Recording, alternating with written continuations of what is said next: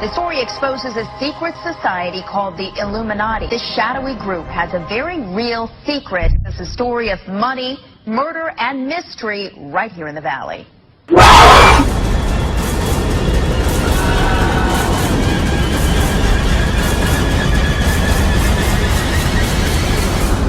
I have tried to pretend that everything is okay, but everything is not okay.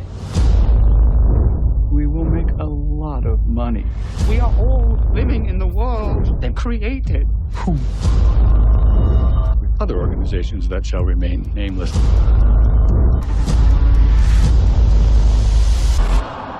How far are you willing to go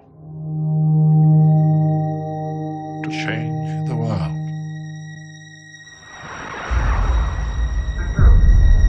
You must leave. If you do not disperse, you may be arrested and or subject to other police action.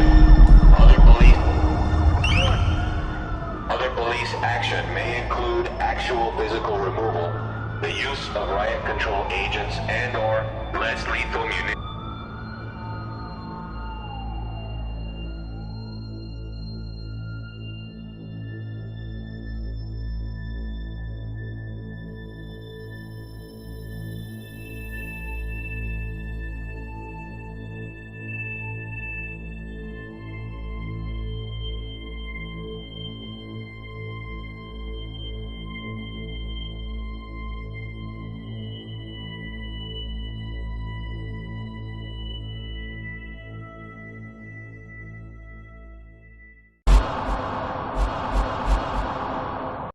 How far are you willing to go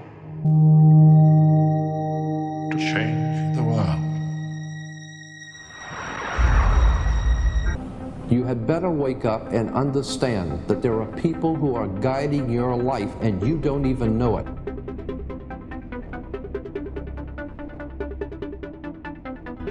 If you think about media and technology, they're delivering content that is shaping our society. They're shaping our politics, they're shaping our national discourse, and most of all, they're shaping our children's brains and lives and emotions. We estimate there's somewhere north of 1 billion people who use the internet every single day. That's just a reach that hasn't existed before in terms of media. Our kids today live on Facebook and cell phones. The diversity of the platforms means that those images are impacting your kid 24/7, and whatever restrictions existed when we were growing up simply don't exist today. Girls get the message from very early on that what's most important is how they look, that their value, their worth, depends on that. The last thing the power establishment wants is a conscious, informed public capable of critical thinking. It is in their interest to keep you in a distracted, naive bubble, and they are doing a damn good job of it. This is Aaron Russo, a filmmaker and former politician. To his left is Nicholas Rockefeller of the Council on Foreign Relations. After maintaining a close friendship with Nicholas Rockefeller, Aaron eventually ended the relationship, appalled by what he had learned. I got a call one day from an attorney woman I knew, and she said, "Would you like to meet one of the Rockefellers?" I said, "Sure, I'd love to." And we became friends, and he began to divulge a lot of things to me. So he said to me one night, he said that there's going to be an event there, and out of that event, you're going to see we're going to go into Afghanistan, so we can run pipelines from the Caspian Sea. We're going to go into Iraq to take the oil and establish a base in the Middle East, and we're going to go into Venezuela and try and get rid of Chavez. And the first two they've accomplished. Chavez they didn't accomplish. And he said you're going to see guys going into caves looking for looking for people that they're never going to find. You know, he was laughing about the fact that you have this war on terror. There's no real enemy. He's talking about how by having this war on terror, you can never win it because it's an eternal war. And so you can always keep taking people's liberties away. And I said, how are you going to convince people that this war is real? He said, but the media. The media can convince everybody it's real. I mean, you know, it's just that you keep talking about things. You keep saying it over and over and over again, and eventually people believe it. You know, you created the Federal Reserve in 1913 through lies. You create 9/11, which is another lie. Through 9/11, then you're fighting a war on terror, and now all of a sudden you go into Iraq, which was another lie, and now they're going to do Iran. You know, and so one thing leading to another, leading to another, leading to another. Now, I would say to them, what are you doing this for? What's the point of this thing? You have all the money in the world you ever want. You have all the power. I said, you know, you're hurting people. It's not a good thing. And he would say, what do you care about the people for? Take care of yourself and you take care of your family. And then I said to him, what are the ultimate goals here? He said, the ultimate goal is to get everybody in this world chipped with the RFID chip, and have all money be on those chips and everything on those chips. And if anybody wants to protest what we do or violate what we want, we just turn off their chip. How far will the sickness of power go? To what lengths will those in control go in order to maintain and preserve their positions? We have a Florida family who are really pioneers in a brave new world. They have volunteered to be the first ever to have microchip identification devices implanted into their body. After 9/11, I was really concerned with the security of my family. I wouldn't mind having something planted permanently in my arm that would identify me. George Orwell, in his famed and possibly prophetic work, 1984, stated, "Power is not a means, it is an end. The object of persecution is persecution. The object of torture is torture. The object of power is power." Today, symptoms of a surveillance society continue to grow as irrational fears of invisible enemies, coupled with rising economic instability, spread across the globe. It is under this guise of security that we can foreshadow a world where everyone is tracked, everyone is on camera, and everyone is subordinated. The most incredible aspect of all, such totalitarianism would likely not be forced upon the people. Rather, the people will demand it. For the social manipulation of society through the generation of fear and division has completely inhibited the culture. Most people still today think that all entertainment to do with movies, drama, is therefore nothing more than their entertainment. It never ever was that case. Of course, television can't perform such miracles as this, yet. But perhaps there's no harm wishing that it could. The greatest social messages are promoted through movies and drama, high drama, through the fixation of emotive sequences, emotional sequences, not logical, factual sequences, but pushing points across in an emotional way which register and fix in the mind. So emotional content is very, very important, rather than going through an actual discussion or an argument using logic and facts. There's no debate. And when you're being downloaded through fiction, your guard is down, the sensor part of your brain is not in action. It isn't saying, yes, I agree with this, I disagree with that, as you would in a debate or a lecture. You're actually in an alpha state, being completely downloaded with new ideas. About 100 years ago, this big organization with many branches, they wanted to rule the world basically using Britain as a nucleus of a system, an embryo, which also was going to be joined with the US under the Anglo-American establishment, wrote about the kind of culture and the changes of culture over a 100-year period that they would actually design, implement and bring in. And H.G. Wells talked about it too. He talked about arenas. He says arenas could be put up across the world for sports, for instance. Now at that time, sports was something that children, school children were into. Adults became adults and got onto adult things. So it was unimaginable at the time that people could actually believe that there was even a need for adult sports and entertainment, never mind having arenas built across the world. But he said we can do this, and foist basically a sports culture for the males. Using a tribal system, we're all tribal to an extent. That's why we even bother to vote for a tribal leader. This is well understood. That's why we're supplied with these leaders. And because the average man was to become more disengaged from his own destiny as the expert class arose, it was decided that the males would get their outlet basically gradually becoming helpless as males through sports. Therefore, they'd have a tribal team they could identify with. They could cheer them on as they were winning. In their own personal lives, they were getting nowhere. They were getting disenfranchised, in a sense, as experts took over decision-making for them in all kinds of fields. So this was psychology at use, planned before they even implemented the sports. That's why they pay athletes these fantastic salaries. I was listening to the radio the other day. They just contracted to pay one player on one team $6 million a year. Can you believe this? And why is that? It's the Roman circus. What does the emperor do when the people become restive, and when the people are asking questions, and when the people don't like the policies of the emperor? He sends them to the circus. He creates a circus. He builds a giant coliseum.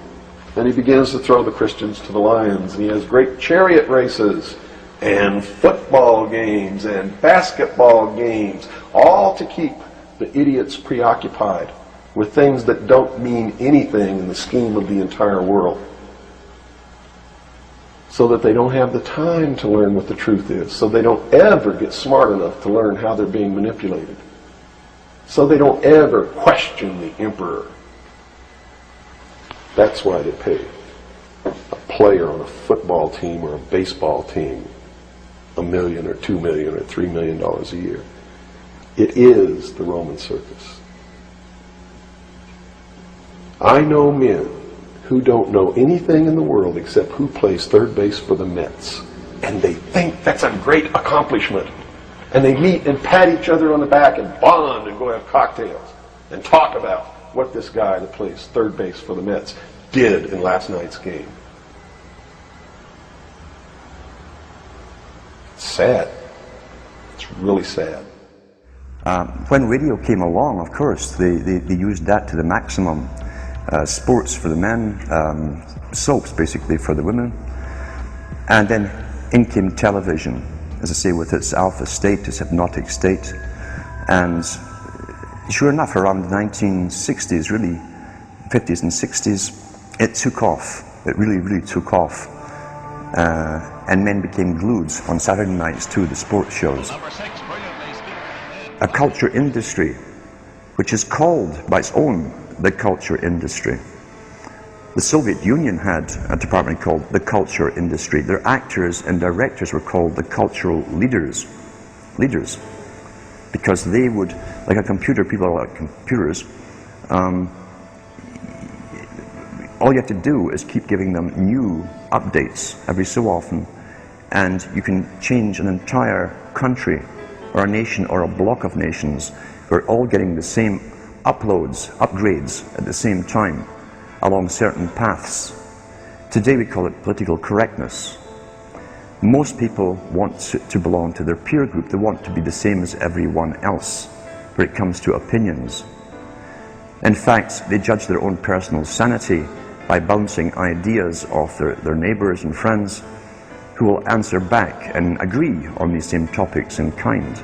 It doesn't matter if the topics or what you're getting are facts or utter nonsense, as long as everyone agrees at the same time. You'll say, well, I'm sane, and your friends will all agree because they've had the same information given to them.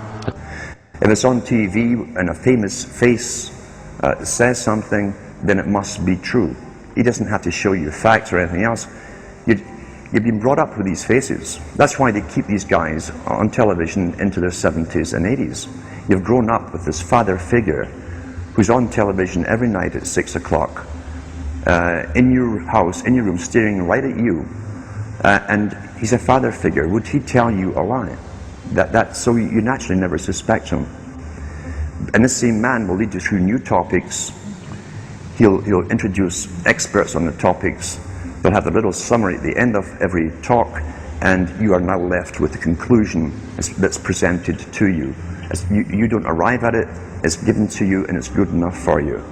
We're programmed today perfectly, just like machines.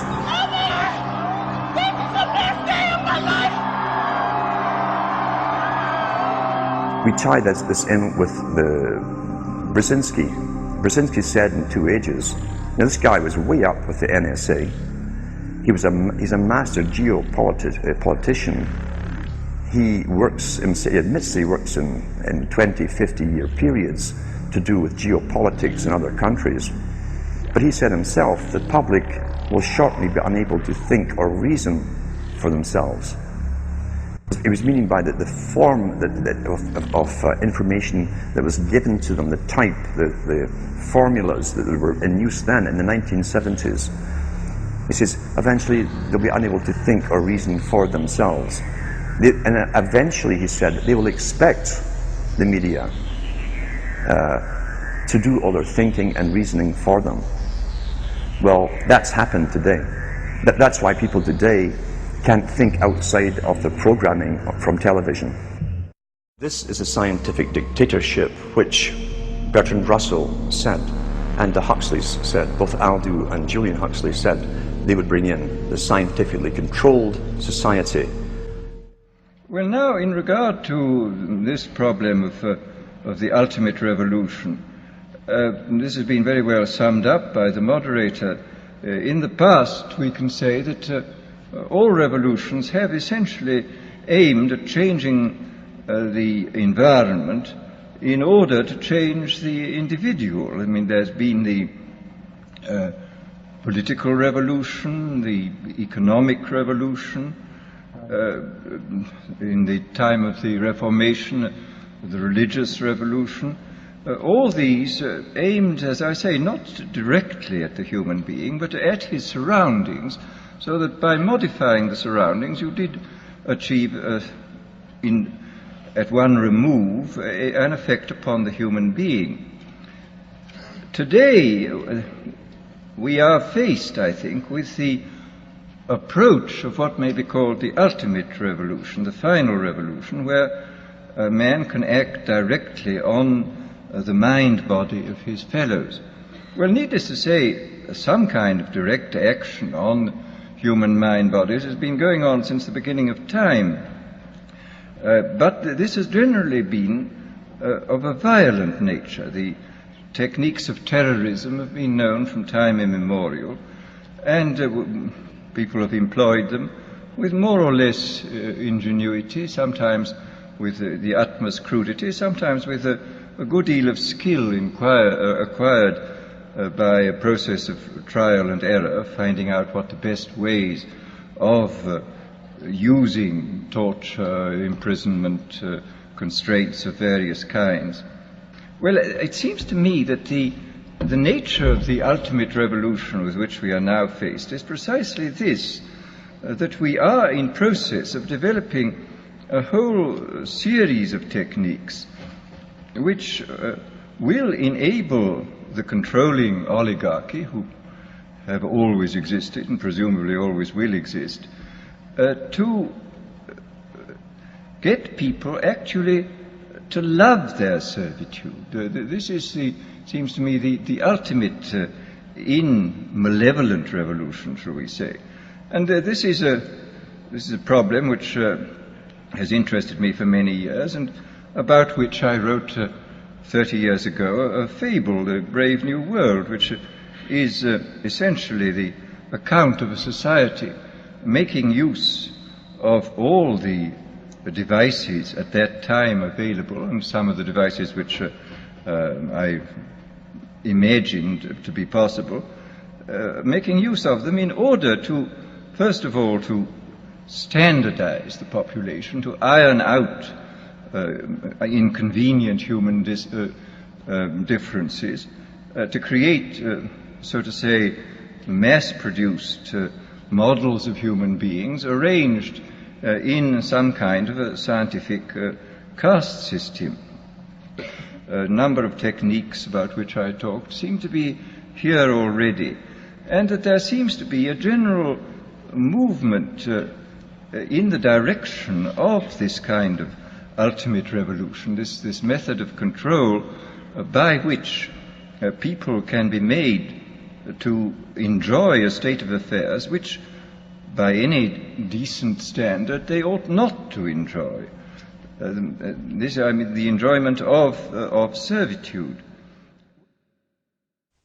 Is there any room in in a kind of society where these manipulations are not taking place for this type of entertainment or any type of entertainment at all?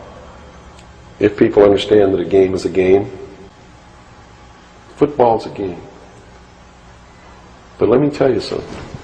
When 150 of the most powerful men and women in the world can meet in secret in Baden-Baden, Germany, and plot the fate of billions, and nobody even cares about it, but 6 football players go to lunch together, and it's in the headlines across the country, you have a reflection of the society in which that exists. And it is a sick, sick society that is doomed to self-destruction. So based on that scenario, there's some truth into what these men are looking at. Absolutely, and that's what makes me so sick, is that I'm trying to wake up a people who on a daily basis are proving the ones that I'm warning them about to be right. Mm-hmm. Well, so that even though a minority, there are people out there that you recognize are awake to this, if they don't do something about it, they will lose that ability to be free in that way. That's correct. Whether they might think, well, I don't need to worry about it because I know what I know and I'm fine. That's it doesn't right. work that way. There's a connection here to everything. That is correct. That is absolutely correct. A nation of people who are willing to send their sons and daughters that they profess that they love to a foreign country to die, and they use the excuse to themselves that they're sending them off to defend our country, and they know damn well that's a lie, are doomed. How far are you willing to go to change the world?